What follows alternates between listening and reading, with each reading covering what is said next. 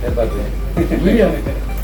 Nah saya pulang dari Amerika 84, saya kaget tuh, kok utangnya segini banyak. Saya bilang direkam oleh wartawan, entah itu Kompas, entah Suara Sinar Harapan ya. Indonesia membutuhkan tahun 84. Indonesia membutuhkan format ekonomi baru. Pak Harto marah.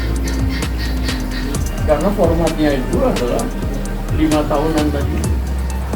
Dan itu pun sudah saya tulis bahwa konsep 5 tahunan itu penuh dengan sayap, kata-kata bersayap, sehingga sulit untuk diwujudkan. Wartawannya dipanggil sama Pak Harto, ini siapa ini? Nah, mulai itulah saya dididik. Dan ternyata teman-teman ekonom yang lain nggak ada yang membela saya. Takut. Nggak ada yang membela saya. Padahal ini jelas. Jadi, ya, pada saat terakhir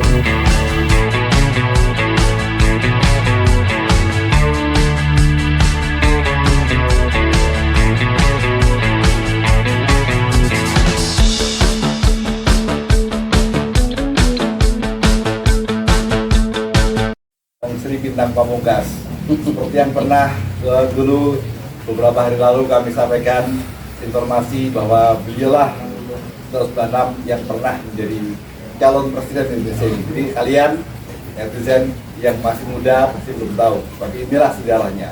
Nah, beliau juga pernah cerita bahwa atas dasar penelitian beliau di Amerika bahwa yang namanya utang luar negeri itu akan mubazir. Kenapa? Karena pasti tidak akan bisa dilunasi. Nah, 2 poin inilah yang akan saya bahas kepada beliau. Pertama, Bang, gimana Bang? Abang nggak pernah cerita bahwa utang luar negeri itu nggak bakal bisa dilunasi. Sekarang sementara saat ini di menjelang ulang tahun kemerdekaan kita ke-81, utang kita sudah lebih dari 10.000 triliun rupiah. Gimana Bang? Silakan. ya ini karena Siapa yang salah nih? ekonomi kita ini goblok. Iya, gombal. Jadi begini ya, saya terpaksa harus mengingat-ingat lagi ya. Itu saya kebetulan ke Amerika, lalu ya biasa kalau liburan dulu jalan-jalan kemana-mana ya. Ya. Antara lain ke kota Harvard. Oh, University. Ya, University of Harvard. Bukan. Harvard salah satunya aja. Cornell kan. Di situ di Cornell tuh katanya. Ekonom ya? Iya, Cornell tuh banyak apa tuh namanya, orang-orang ahli yang Ekonomi. ekonomi, kemudian mempunyai hubungan yang erat dengan Indonesia.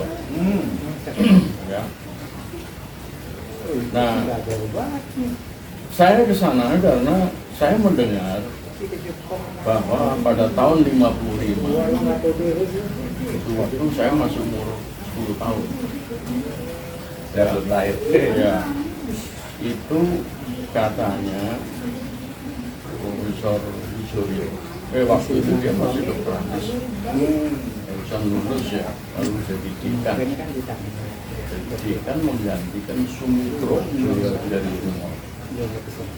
Lalu diadakan tahun 55 ini diadakan satu diskusi di Salemba, di mana ada pertanyaan tentang pasal 33 dan Wijoyo diminta untuk memberikan penjelasan, ya. Nah, tapi sebagai pembuka itu adalah Mr. Wilopo, ketua DPR, Wilopo, DPR. Lalu Wijoyo menjawab, Nah, jawaban Wijoyo inilah yang sebetulnya saya cari di Cornell itu, dan saya dapatkan bukunya, dan kemudian saya pelajari. Wijoyo mengatakan bahwa dia nggak setuju dengan pasal 33. Iya, Wijoyo tidak setuju dengan pasal 33. Menurut dia koperasi itu sudah usang. Memang pasal 33 ayat 1 itu tidak disebut-sebut tentang koperasi, ya. Tetapi tentang penjelasannya ada disebut tentang koperasi. Nah, dia udah nyelonong, tidak setuju dengan koperasi, konsep ngawur. Lalu tentang pasal 33 ayat 2 dan ayat 3 dia mengatakan bahwa loh, kita ini mau membangun kue pembangunan.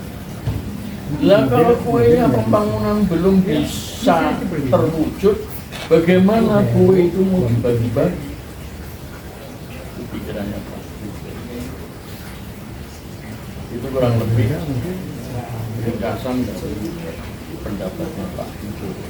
Lalu abang cari di Cornell nih ya? Di Cornell. Nah, terus ya udah, saya menerima aja itu ya. Tetapi kemudian saya mendapatkan buku-buku juga. Kebetulan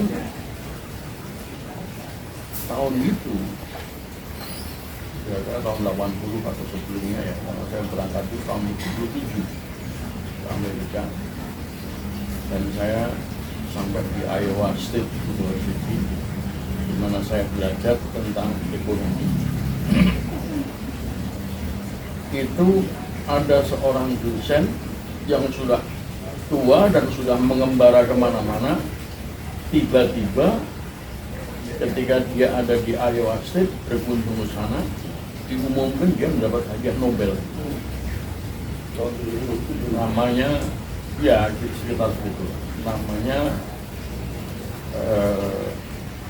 Simon Kuznets. Luar biasa. Simon Masih Kuznets. ingat. Ya. Itu 50 tahun lalu. Nah, Simon Kuznets itu mendapat hadiah Nobel karena penemuannya, hasil penelitiannya, bahwa dia mengatakan negara-negara berkembang itu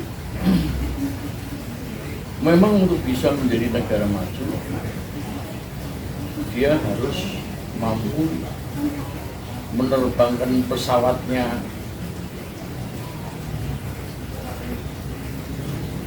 waktu itu. Ahli ekonomi yang menggambarkan tentang pembangunan dan pesawat terbang itu adalah saya lupa. Gimana? Orang bule. Habibie tahu itu. Nah, kalau sudah terbang, dia itu harus mencapai pertumbuhan 5% minimal, ya, untuk kemudian bisa terbang jelajah mencapai 20.000, 30.000 kaki. Nah, itu baru terbang jelajah. Kalau dia tidak mampu karena beban pesawatnya terlalu berat, dia bisa jatuh. Nah, jatuhnya begini. Nah, ini disebutnya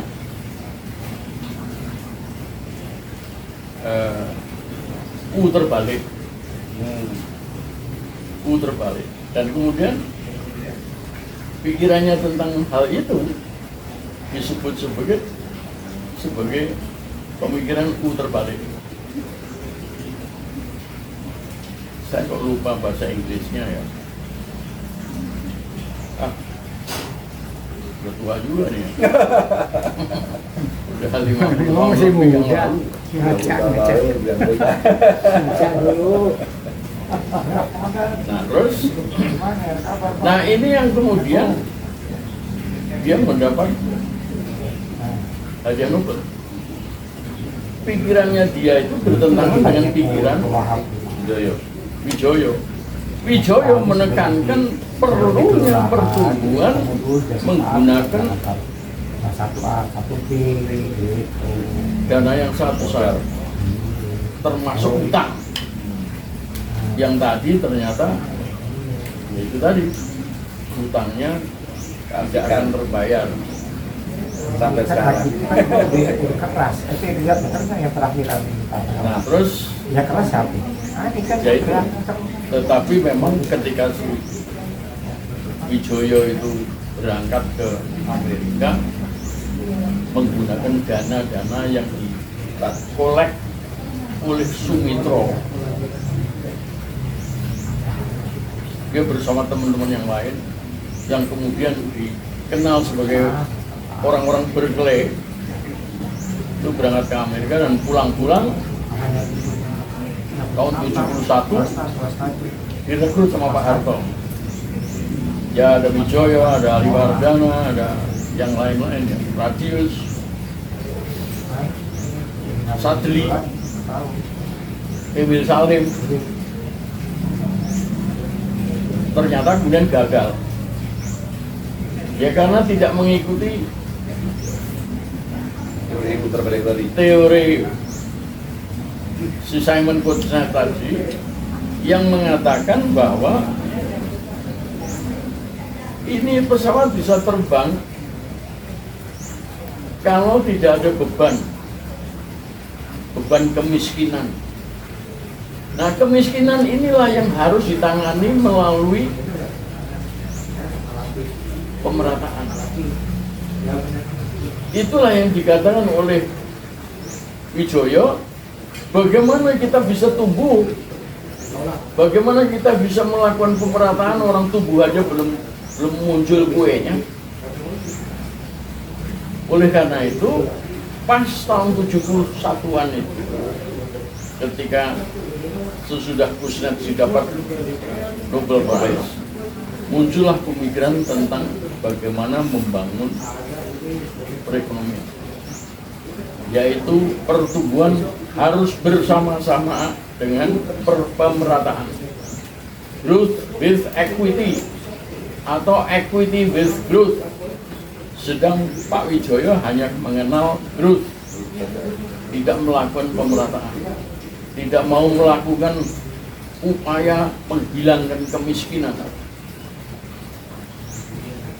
Sekalipun kemudian utangnya bertumpuk-tumpuk, tetapi tidak dipakai untuk pemerataan. Jadi ketika kemudian terjadi krisis moneter, fondasi perekonomian kita turun. Karena apa? Karena pesawatnya juga nggak bisa terbang. Karena begitu banyaknya beban kemiskinan itu, pesawatnya jatuh, nggak bisa tumbuh. Oh ya, puter balik itu namanya converted U-shape. Oh, konversi dulu. Huruf U yang dikonversikan, bentuknya dikonversikan, U-shape. Ya. Nah, padahal tahun 71 ketika Pak Harto direkrut oleh Bung Karno, pikiran-pikiran mengenai growth with equity itu sudah ada.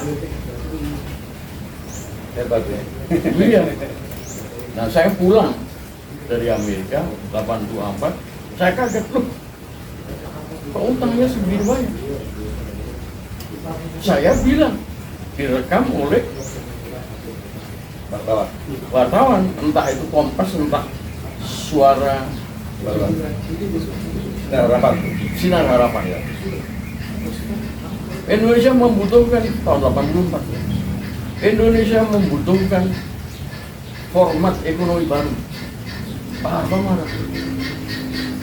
Karena formatnya itu adalah 5 tahunan tadi. Dan itu pun sudah saya tulis bahwa konsep 5 tahunan itu penuh dengan sayap, kata-kata bersayap, sehingga sulit untuk diwujudkan. Wartawannya dipanggil sama Pak Harto. Ini siapa ini? Nah, mulai itulah saya dididik. Dan ternyata teman-teman ekonom yang lain nggak ada yang membela saya. Takut. Nggak ada yang membela saya. Padahal ini jelas sih.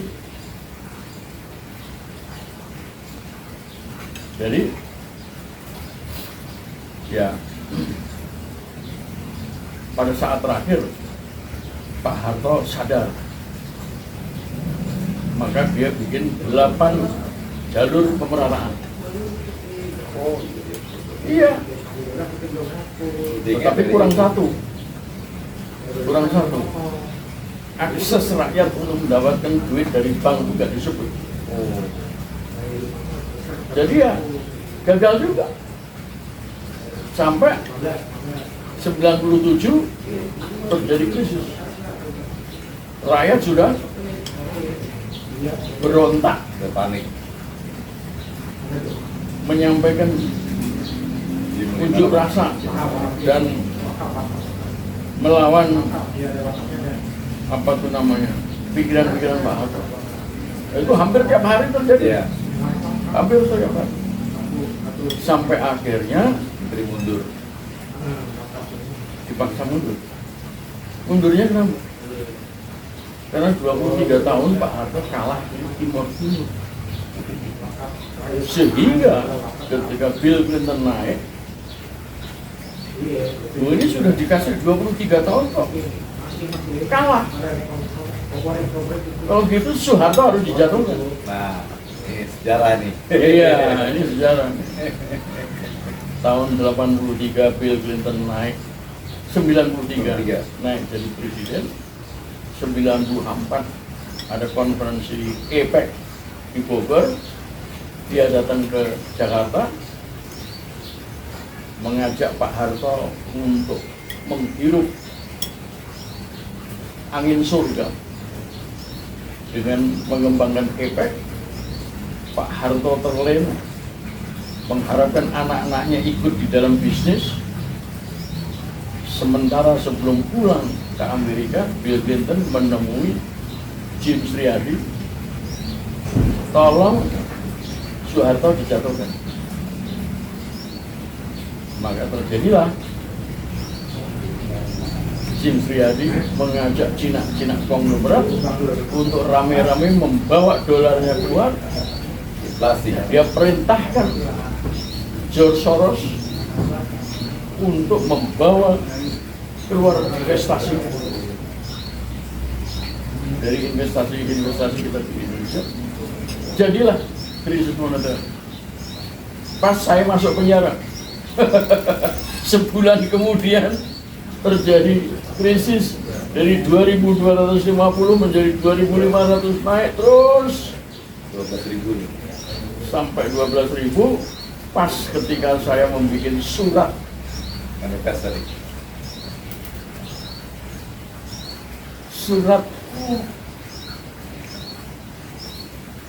Apa itu? Selebaran politik. Oh, Selebaran politik untuk minta Pak Harto untuk mundur, menantang Pak Harto jadi presiden. Ya, sekalipun kemudian saya masuk penjara, tetapi bersamaan dengan itu saya dikenai subversif. sejarah nih bro. Sejarah nih bro. Dan ketika saya diambil sama jaksa dari Restoran bukan dari tahanan 2 bulan di Cipinang.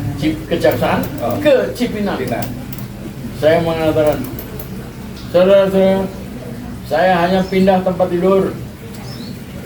Saudara-saudara, kita akan menyaksikan Soeharto akan tersungkur nantinya. Jatuh benar.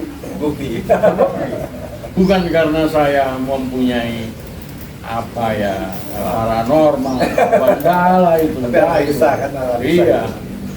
Nah, Jadi- tetapi akhirnya ya kita ditusuk Amin Rais dari belakang. Undang-Undang Dasar 45 diubah, Pancasila dicabut, muncullah Sri Mulyani menggarung kekayaan alam dan kita, seterusnya. tidak Sampai bisa sekarang. membayar utang. Jadi itu terbukti ya bahwa Itu terbukti. beliau itu ya. 20 tahun Sri Mulyani, utang kita malah bertambah, rupiah kita malah jatuh. Rakyat nggak sejahtera, menangis, dan mereka berpesta pora dalam bergelimang dengan harta.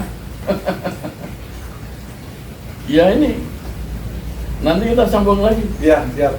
Luar biasa sekali. Jadi kali ini kita mendapatkan pencerahan dan cerita sejarah yang benar-benar terjadi dan analisanya terbukti. Bagaimana seorang presiden yang sudah 32 tahun memerintah berkuasa di Indonesia bisa terguling karena berbagai Dan Soeharto disebut sebagai teknokratnya Soeharto dari Wijoyo sampai yang lain-lain disebutnya sebagai mafia berkelit. Berkeley. Ya, betul. Ya, betul. Ya, itu memang seru ya, tapi nanti kita lihat seperti apa, karena setelah ini kita akan ngobrol lagi untuk bahas hal yang lain, karena beliau sebagai pelaku sejarah akan bercerita apa adanya dan tidak ada beban. Kita Wiwo selalu mengedepankan kebenaran, kejujuran dan keadilan sesuai dengan slogan kami yaitu Veritas, Probitas, Justitia. Terima kasih. Assalamualaikum. Merdeka. Terima kasih. Merdeka. Waalaikumsalam warahmatullahi wabarakatuh. Amin. Mantap. Wes.